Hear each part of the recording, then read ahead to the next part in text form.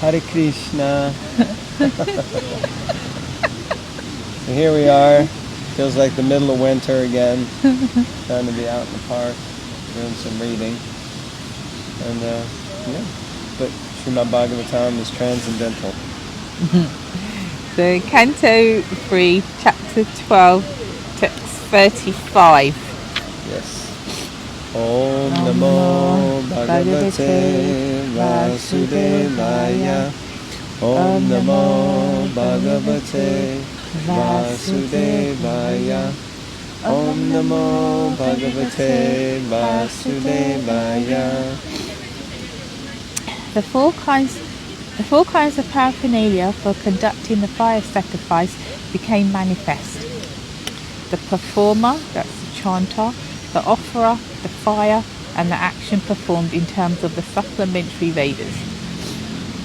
Also, the four principles of religiosity, truth, austerity, mercy, and cleanliness, and the duties in the four social orders all became manifest. Purport.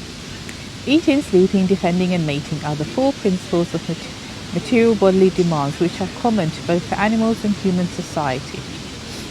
To distinguish human society from the animals, there is the performance of religious activities in terms of the social statuses and orders of life.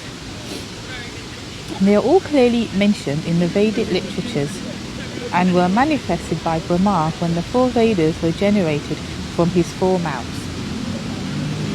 Thus, the duties of humankind in terms of the statuses and social orders were established to be observed by the civilized man. Those who traditionally follow... Oh, this wind's going to mess up my hair. Not mine. Those who traditionally follow these principles are called Aryans.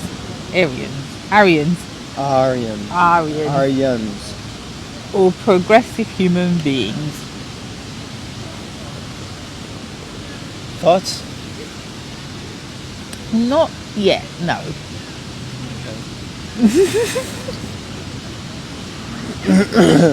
So it's interesting, four kinds of paraphernalia for conducting a fire sacrifice became the performer, which means the chanter, the offerer, so it seems like the person doing the offering would be different from the person who's doing the chanting, maybe more traditionally.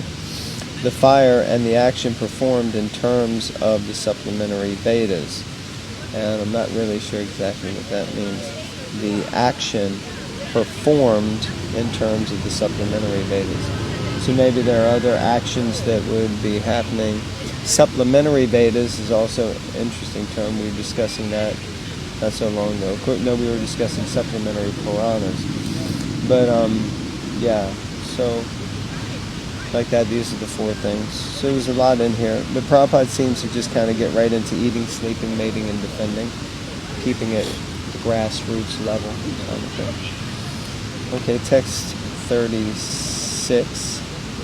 Vidura said, O great sage, whose only wealth is penance, kindly explain to me how and with whose help Brahma established this Vedic knowledge which emanated from his mouth. So, obviously we're here still in the conversation between Vidura and Maitreya, but you remember we just had the interaction where Lord Brahma was chastised by his sons because he became attracted to his own daughter, and then he gave up that body, and then he kind of recreated himself and started to produce different Prajapatis, and now we've got Vidura making another inquiry. Maitreya said, beginning from the front face of Brahma, gradually the four Vedas, it says Rig, but it's Rig usually, Rig, Yajur, Sama, and Atharva became manifest. Thereafter, Vedic hymns, which had not been pronounced before priestly rituals, The subject matters of the recitation and transcendental activities were all established one after another. Thereafter, Vedic hymns which had not been pronounced before, priestly rituals, the subject matters of the recitation, and transcendental activities were all established one after another. Really nasty seagull with a dead pigeon. He's just carried it He's carried it like to the other side of the park. in its mouth. Krishna. 38. He also created the medicinal science, military art, musical art, and architectural science. All from the Vedas. They all emanated one after another, beginning from the front face. So in this situation, you can understand Lord Brahma has four, well, usually it says heads, but I guess, here they're saying front face, so it's four heads. So he's emanating all this. The Sanskrit terms Ayurvedam, that is the medical science, Danu Vedam or Danur Vedam, we would often hear, but Danu Vedam, the military science. Gandharvam is the musical art. And it mentioned, Vedam. No? Vedam is, they're all from the Vedas. Stapatyam, Stapatyam, architectural, which sometimes we hear, what is it? Goodness gracious. Not Feng Shui. Yeah, but it's the origin of Feng Shui. Yeah. It's the art of placement. Oh goodness. If you know it, put it in the comments. Yeah, I know it. But there's your favorite. It's a ladybug. Oh. She's gone now. Oh, sorry. Okay, and then like that. So the purport. The Vedas contain perfect knowledge which includes all kinds of knowledge necessary for the human society, not only on this particular planet, but on other planets as well. It is understood that military art is also necessary knowledge for the upkeep of social order, as is the art of music. All these groups of knowledge are called the Upapurana, which is what I was saying earlier, the supplementary Puranas, yes. Or the supplements of the Vedas. So here it's saying the supplements of the Vedas, okay. Spiritual knowledge is the main topic of the Vedas. But to help the human being's spiritual pursuit of knowledge, the other information, as above mentioned, forms necessary branches of the Vedic knowledge.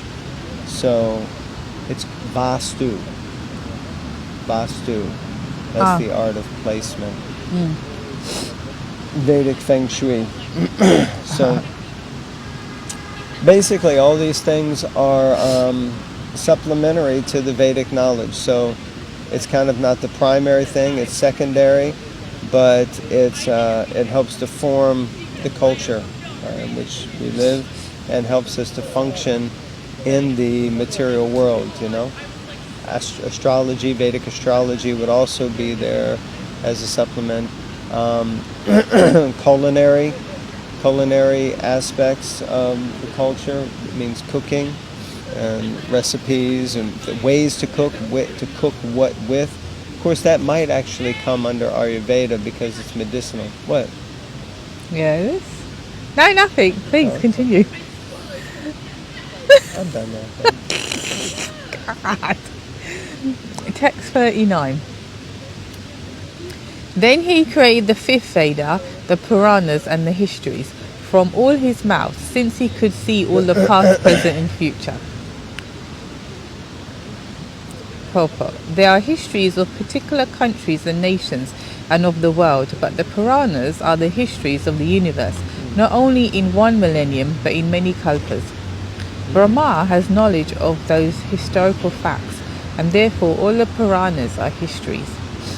As originally composed by Brahma, they are part of the Vedas and are called the fifth Veda. So the Puranas are the fifth Veda. Itihasas. No. The Puranas are not Well, it Itihasa. says here, Itihasa Puranani. Yeah, which is interesting. Histories. Yeah. Well, Itihasa is often described as something different. The Ramayana is an Itihasa, the Mahabharata is an Itihasa. The Puranas are also histories, so yeah. Anyway, it's interesting.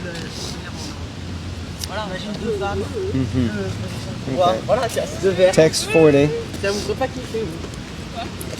All the different varieties of fire sacrifices, Sodashi, Ukta, Purishi, Agnistoma, Apturyama, Atiratra, Vajapeya, and Gosava became manifested from the eastern mouth of Brahma. Interesting. Which reminds me, anyway, text 41. Education, charity, penance, and truth are said to be the four legs of religion. Really? I thought they were austerity, truthfulness, cleanliness, and mercy. But here we go. They are the four legs of religion. Education, charity, penance, and truth. Okay.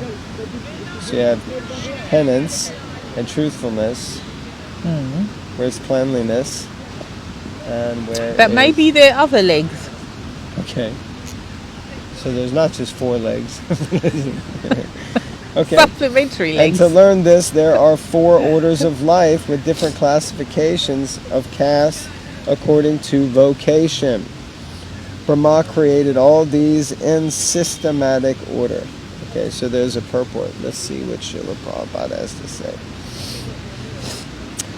The nucleus of the four social orders: Brahmacari, or student life; Grihasta, or householder family life; Vanaprastha, or retired life for practicing penance; and Sannyas, or renounced life for preaching the truth, is the four legs of religion. Okay, we'll need to make some marks and notes here. Let's come back to this. The vocational divisions are the Brahmanas, or the intelligent class; the Kshatriyas, or administrative class; the Vaishyas, or mercantile productive class; and the Shudras, or general labor class, who have no specific qualifications. All were systematically planned and created by Brahma for the regular promotion of self-realization. Student life is meant for acquiring the best education. Household family life is meant for gratifying the senses, provided it is performed with a charitable disposition of mind. Retirement from household life is meant for penance, for advancement in spiritual life, and renounced life is meant for preaching the absolute truth to the people in general. So it seems that the four ashrams have just been connected to these four legs of religion. Now, of course, actually, I was thinking, okay, so it's not always called the four legs. It's sometimes called the four pillars. But in the pastime of the bull, Dharma the bull and Mother Cow, his four legs are considered the four legs of religion. But this relates directly back to education, charity, penance, and truth. So education is Brahmacari life. It's meant for education. Grihasta life is meant for, it says, sense gratification as long as it's with a charitable disposition. So that's education and charity.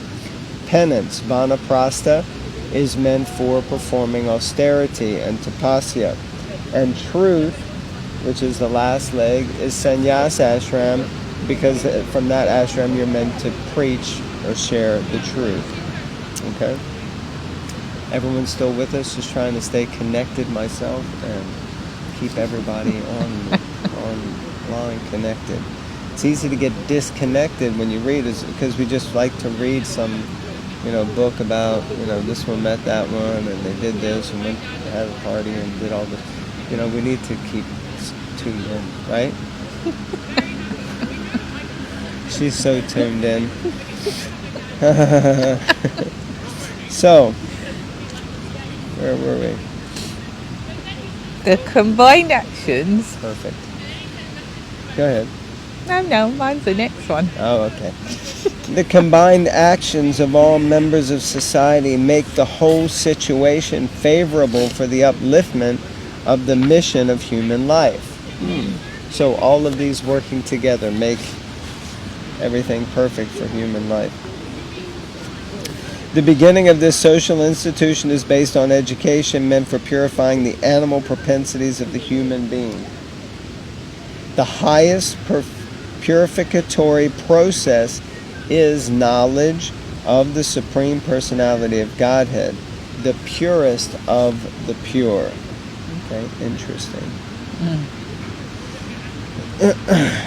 The highest purificatory process is knowledge of the Supreme Personality of Godhead. Yeah, we hear about a lot of process of purification, fasting, meditation, yoga, different ways to connect, tune in to tune out, or tune out to tune in, one or the other. But here, just this simple process of what we're doing, reading, trying to discuss, share, the viewers there are listening. This is considered the highest purificatory process because it's basically knowledge about the Supreme Lord. So simple, and yet it's the highest. Amazing.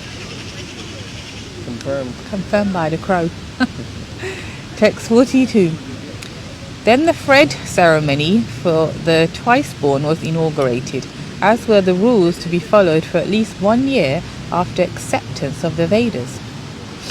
Rules for observing complete abstinence from sex life, vocations in terms of Vedic injunctions, various professional duties in household life, and the method of maintaining a livelihood without anyone's cooperation by picking up rejected grains.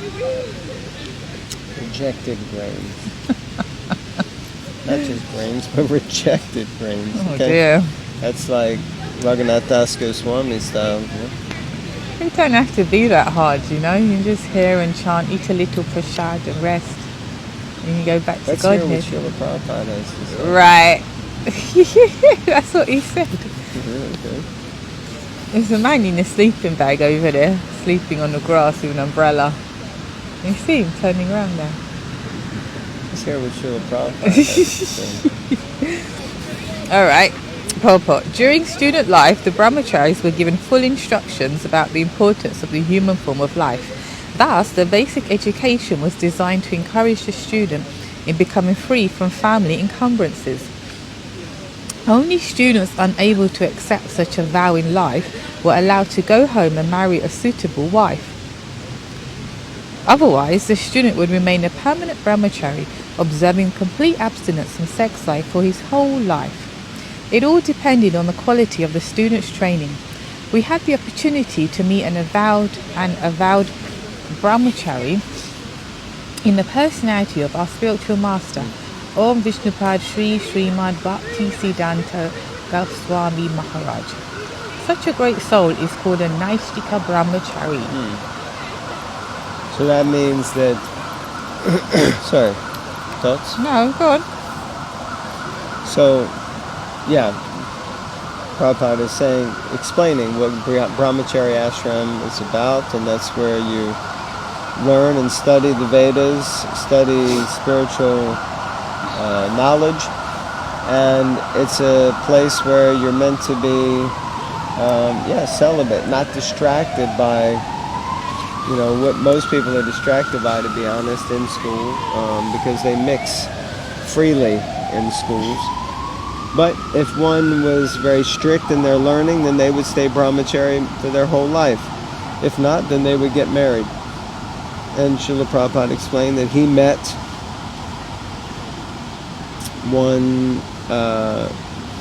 an avowed brahmachari, which he explains that is Naistika brahmachari, which means someone who's remained brahmachari, celibate, for their entire life. So there's a lot of power in the principle of celibacy and retaining and controlling one's mind and senses in that way. So, but of course we have to remember Srila Prabhupada was a Grihasta also. So was Bhaktivedanta Thakur. Of course, it doesn't mean that they were like wildly engaging in sex. It's described that, you know, they would only engage for the purpose of procreation. But, yeah, like that. So, yeah, if you can stay Brahmacari, do it. If you can't, get married.